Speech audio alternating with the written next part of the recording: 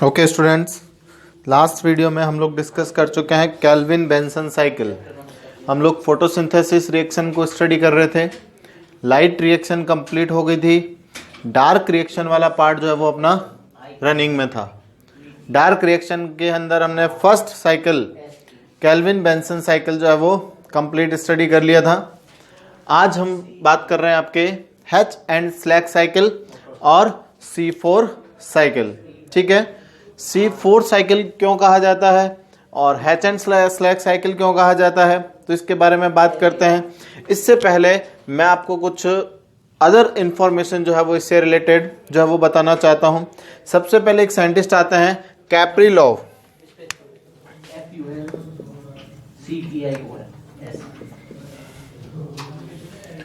कैप्रिलॉव इन्होंने मेज प्लांट में, जो मक्का प्लांट होता है, मेज प्लांट, और दूसरे साइंटिस्ट है कोर्टचाक।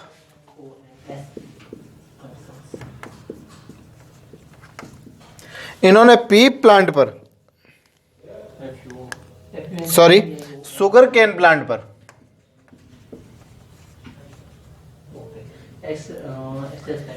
कैप्रिलॉव ने मेज प्लांट पर और कार्डचॉक और एटॉल उनके साथियों ने मिलकर के शुगर केन प्लांट पर जो है डार्क रिएक्शन को स्टडी किया। जब शुगर केन प्लांट को स्टडी कर रहे थे तो उन्होंने क्या देखा कि शुगर केन प्लांट के अंदर फोटोसिंथेसिस रिएक्शन के अंदर, यानी कि डार्क रिएक्शन के अंदर, जो फर्स्ट स्टेबल प्रोडक्ट बनता है वो बनता है आपके ऑक्जेलो एसिटिक एसिड, और ये एक 4 मॉलिक्यूल्स ऑफ कार्बन वाला कंपाउंड्स है। इसीलिए जो है इस साइकिल को हमने क्या नाम दिया है, C4 साइकिल। क्लियर है, बिकॉज यहां पर जो फर्स्ट स्टेबल प्रोडक्ट बनता है वो है oxaloacetic acid. ऑक्जेलो acetic acid is a 4 molecules of carbon compounds. ठीक है, इसीलिए इस साइकिल को C4 साइकिल कहा जाता है। उसके बाद में हैच एंड स्लैक और एट ऑल उन्होंने मिलकर के जो है इस C4 साइकिल को कंप्लीटली स्टडी किया। क्लियर है, तो इसीलिए इसको हैच एंड स्लैक साइकिल भी कहा जाता है। Oxaloacetic acid, 4 carbon molecules जो है वो सब कंपाउंड्स हैं, इसीलिए इसे C4 साइकिल कहा जाता है। हैच एंड स्लैक ने जो है वो इस पूरे साइकिल को क्या किया है, डिस्कवर्ड किया है, इसकी पूरी रिएक्शंस को कंप्लीट स्टडी किया है, इसलिए जो है वो इसको हैच एंड स्लैक साइकिल जो है वो नाम दिया गया।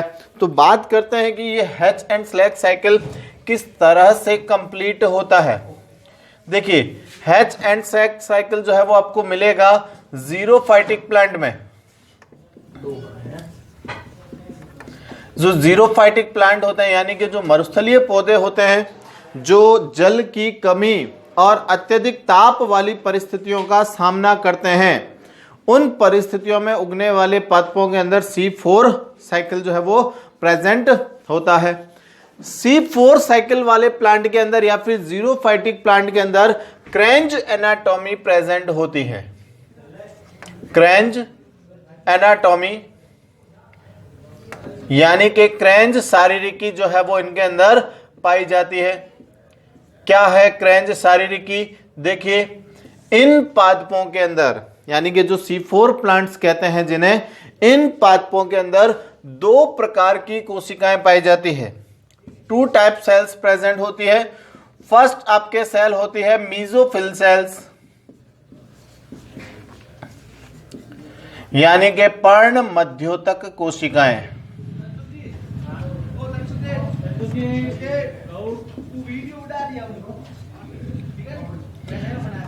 पर्ण मध्योतक कोशिकाएं जो है वो होती है। दूसरी कोशिकाएं होती है आपके बंडल शीत सेल,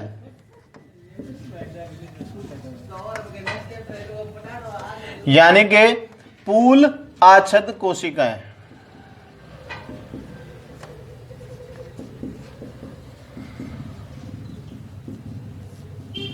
पूल आच्छद कोशिकाएं, 2 प्रकार की कोशिकाएं पाई जाती है। मीजोफिल सेल्स के अंदर जो ग्रेना होता है वो वेल डेवलप्ड होता है। ग्रेना वेल डेवलप्ड, जो हमने प्लास्टिड स्ट्रक्चर के बारे में बात की थी, उस प्लास्टिड के अंदर जो ग्रेना भाग होता है वो सुविकसित होता है, लेकिन मेसोफिल सेल्स के अंदर जो क्लोरोप्लास्ट प्रेजेंट होता है उसकी साइज क्या होती है, छोटी होती है। यानी कि इन दोनों सेल्स के अंदर जो क्लोरोप्लास्ट प्रेजेंट होता है उन दोनों की साइज में क्या होता है, डिफरेंस होता है। यानी कि यहां पर जो क्लोरोप्लास्ट होगा वो स्मॉल साइज का होगा, बट उसकी ग्रेना जो है वो क्या होगी, वेल डेवलप्ड होती है। इसीलिए C4 प्लांट्स के अंदर या जीरोफाइटिक प्लांट्स के अंदर लाइट रिएक्शन तो कहां कंप्लीट होती है, मेसोफिल सेल्स के अंदर। लाइट रिएक्शन तो कंप्लीट होगी आपके मेसोफिल सेल्स के अंदर, और जो डार्क रिएक्शन है वो आपके कंप्लीट होती है बंडल शीथ सेल के अंदर। इनका जो क्लोरोप्लास्ट होता है वो साइज में बड़ा होता है, लेकिन ग्रेना डेवलप्ड नहीं होती है, स्ट्रोमा रीजन डेवलप्ड होगा। और थाइलेकोइड जो है वो स्ट्रोमा लेमिलिफॉर्म के अंदर प्रेजेंट होता है। जो हमने थाइलेकोइड की बात की थी प्लास्टिड स्ट्रक्चर के अंदर, तो वो स्ट्रोमा लेमिलिफॉर्म के अंदर प्रेजेंट होता है। Bundle sheath cell vascular bundle के आउटर में, यानी कि जो बंडल शीथ सेल होती है वो वेस्कुलर बंडल के अंदर आते हैं आप देख तो जाइलम और फ्लोएम, यानी कि संवहन उत्तक। जाइलम जल और अन्य खनिज लवणों का परिवहन करता है, और फ्लोएम जो है वो फूड मटेरियल यानी कि भोज्य पदार्थों का परिवहन करने का काम करता है। तो ये जो बंडल शीथ सेल होती है ये जाइलम और फ्लोएम टिश्यूज के आउटर के अंदर, जाइलम और फ्लोएम टिश्यूज के आउटर के अंदर जो है कह सकते हैं कि एक सर्कल फॉर्म के अंदर अरेंज होती है। एक सर्कल फॉर्म के अंदर जो है वो अरेंज होती है। इसे एक पर्ल्स चेन की तरह देखा जा सकता है, यानी कि मोतियों की माला की तरह जो है वो देखा जा सकता है। यानी कि ये जो बंडल शीथ सेल होती है ये जाइलम और फ्लोएम के आउटर के अंदर एक माला की तरह, मोतियों की माला की तरह जो है वो व्यवस्थित होते हैं, जिसे कहा जाता है क्रेंज स्ट्रक्चर। और चूंकि ये जीरोफाइटिक प्लांट के अंदर प्रेजेंट है तो इसे कहा जाता है क्रेंज एनाटॉमी। बात समझ में आ गई। तो ये दो प्रकार की कोशिकाएं इनके अंदर पाई जाती है। C4 प्लांट कह सकते हैं इन्हें, या फिर जो जीरोफाइटिक प्लांट होता है, ऑलमोस्ट जीरोफाइटिक प्लांट को ही हम C4 प्लांट्स कहते हैं, बिकॉज इसके अंदर जो फर्स्ट स्टेबल प्रोडक्ट बनता है वो 4 कार्बन मॉलिक्यूल्स बनता है, जिसे कहा जाता है ऑक्जेलो एसिटिक एसिड, और इसीलिए जो है वो इसे C4 साइकिल नाम दिया है। तो ये क्रेंज एनाटॉमी, क्रेंज का मतलब होता है एक माला जैसी संरचना, एक मोतियों की माला, एक नेकलेस जैसी स्ट्रक्चर बनती है, इसीलिए जो है वो इसको क्रेंज एनाटॉमी कहा जाता है। देखते हैं मैकेनिज्म ऑफ C4 साइकिल।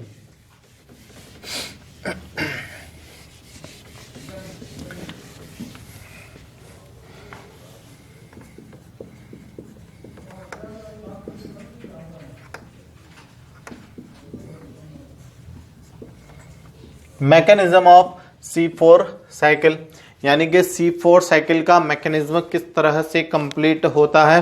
तो देखिए सबसे पहले मेसोफिल सेल्स के अंदर, जो मेसोफिल सेल्स होती है इन सेल्स के अंदर एक 3 कार्बन मॉलिक्यूल्स प्रेजेंट होता है, जिसे कहा जाता है फॉस्फोइनोल पाइरुवेट, यानी कि PEP, जो कि मेसोफिल सेल्स के अंदर प्रेजेंट होता है।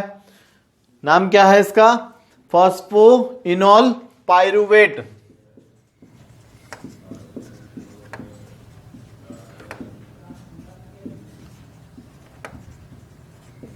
फॉस्फोइनोल पाइरुवेट, देखिए हिंदी में भी नाम यही रहेगा। अब आप चाहे इसको हिंदी में लिखना चाहें तो लिख दें, बाकी ये इसी तरह से नाम रहेगा फॉस्फोइनोल पाइरुवेट। कहां प्रेजेंट होता है, मेसोफिल सेल्स के अंदर 3 कार्बन मॉलिक्यूल्स है, यानी कि 3 कार्बन कंपाउंड्स प्रेजेंट होता है फॉस्फोइनोल पाइरुवेट। ये क्या करता है, phosphoenol pyruvate carboxylase enzyme, phosphoenol pyruvate carboxylase enzymes की प्रेजेंस में ये क्या बना लेता है, किसके साथ में, CO2 को ऐड करके। देखिए कार्बोक्सिलेज एंजाइम्स प्रेजेंट है तो ये CO2 को क्या करेगा, ऐड करेगा, यानी कि phosphoenol pyruvate phosphoenol pyruvate carboxylase enzymes के साथ मिलकर के CO2 को साथ ले लेता है और ये बना लेता है ऑक्जेलो एसिटिक एसिड।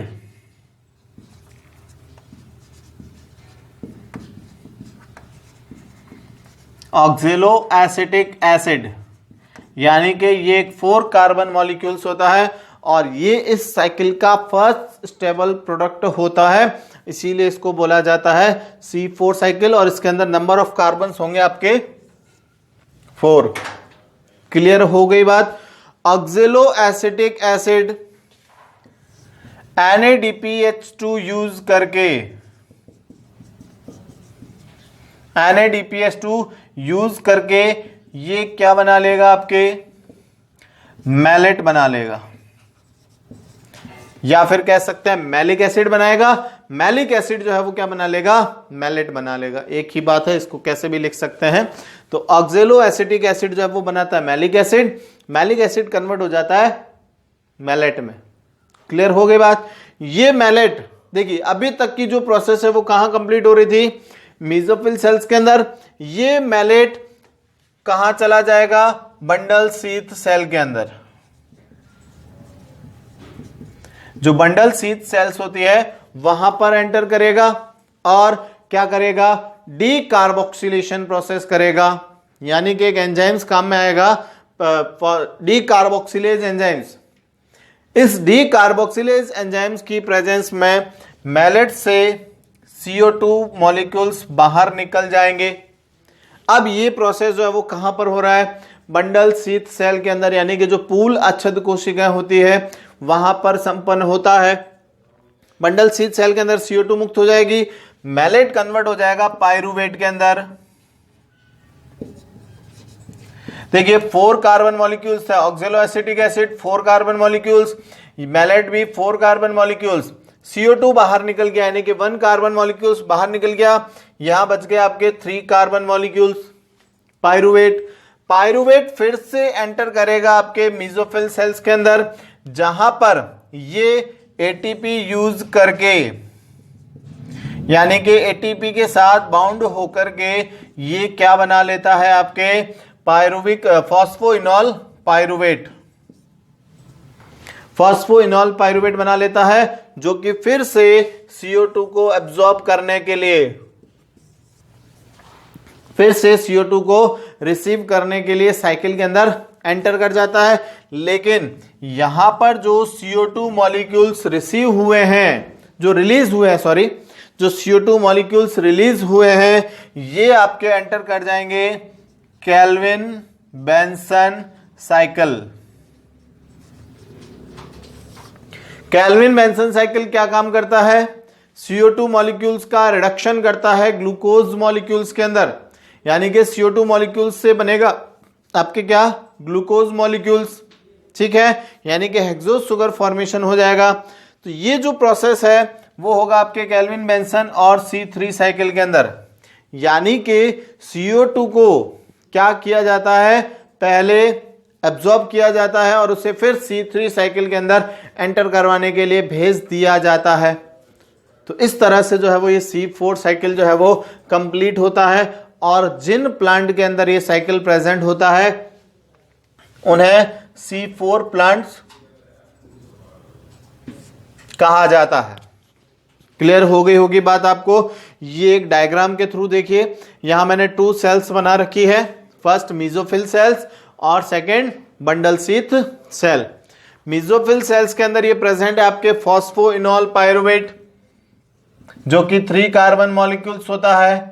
ये कार्बन डाइऑक्साइड को कार्बोक्सिलेज एंजाइम्स की प्रेजेंस में किस में कन्वर्ट कर देता है, ऑक्जेलो एसिटिक एसिड में, यानी कि फॉस्फोइनोल पाइरुवेट कार्बोक्सिलेज एंजाइम्स की प्रेजेंस में CO2 के साथ मिलकर के बनाता है oxaloacetic acid. ऑक्जेलो acetic acid assimilatory power use करके, जो कि कहां बनती है, लाइट रिएक्शन के अंदर बनती है, यानी कि NADPH2 यूज करके ये बनाता है आपके मैलेट, और मैलेट डिफ्यूज हो जाएगा आपके कहां पर, बंडल शीथ सेल के अंदर, जहां पर ये डी कार्बोक्सिलेशन प्रोसेस के थ्रू, देखिए डी कार्बोक्सिलेशन के लिए एनर्जी की रिक्वायरमेंट होती है, यहां पर एनर्जी फॉर्म्ड होती है। डीकार्बोक्सिलेशन प्रोसेस के अंदर जहां CO2 रिलीज होती है वहां पर 1 NADPH2 जो है वो फॉर्म्ड होता है और मैलेट बन जाएगा आपके क्या, पायरुवेट में। पायरुवेट फिर से एंटर करेगा कहां पर, मेसोफिल सेल्स के अंदर, जहां पर ये ATP के साथ बाउंड होकर के बना लेता है फिर से फॉस्फोइनोल पायरुवेट, जो कि फिर से C4 साइकिल को स्टार्ट करने के लिए काम में आता है। इस तरह से C4 साइकिल जो है वो क्या होता है, कंप्लीट होता है जीरोफाइटिक प्लांट के अंदर। देखिए इसका इंपॉर्टेंस क्या है, जो C4 साइकिल्स या C4 प्लांट्स होते हैं इनका इंपॉर्टेंस क्या है। इसके इंपॉर्टेंस के अंदर ये बात करें कि C4 प्लांट्स के अंदर जो रेट ऑफ प्रोडक्शन होती है, रेट ऑफ प्रोडक्शन ये 2 to 3 टाइम्स मोर हो जाती है comparatively C3 plants, because C3 plants के अंदर जो है वो कार्बन डाइऑक्साइड डेफिशिएंट होने पर वो साइकिल रन नहीं करता है, जबकि C4 प्लांट्स के अंदर ऑक्सीजन अगर कार्बन डाइऑक्साइड लो कंसंट्रेशन के अंदर भी प्रेजेंट है तो भी जो है वो ये साइकिल रन करेगा। और हाई टेम्परेचर और वाटर डेफिशिएंसी में भी C4 साइकिल जो है वो क्या करता है, रन करता है। इसीलिए जो है वो ये C3 प्लांट्स के कंपैरेटिवली क्या होता है, बहुत ज्यादा प्रोडक्टिव होता है, यानी कि 2 to 3 टाइम्स जो है वो इसका प्रोडक्शन एनलार्ज हो जाता है। तो C3 प्लांट्स के कंपैरेटिवली C4 प्लांट्स ज्यादा एडेप्टिव होते हैं और कह सकते हैं कि प्रोडक्शन ज्यादा करते हैं। क्लियर है। तो ये अपना डार्क रिएक्शन का second cycle H and slag cycle और C4 साइकिल जो है वो कंप्लीट होता है। एक साइकिल और बचेगा जिसे हम पढ़ेंगे क्रेजुलेशन एसिड मेटाबॉलिज्म, यानी कि क्रेजुलेशन अम्ल उपापचय क्रिया के अंदर, जो कि लास्ट वीडियो के अंदर डिस्कस करेंगे।